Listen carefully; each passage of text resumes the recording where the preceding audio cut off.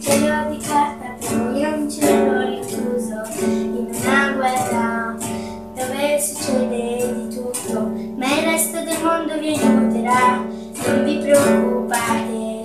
Il cielo di carta è tutto quel paese distrutto dalle brutte persone e dalla guerra.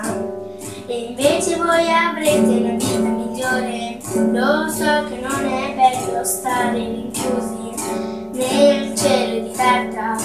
Terrorismo sparirà in 2 secondi e il cielo di carta diventerà il cielo blu. Stop guerra, solo bella gente.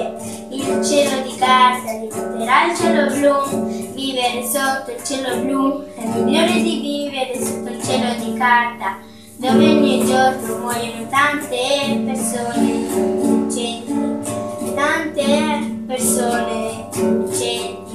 Il terrorismo sparirà in 2 secondi.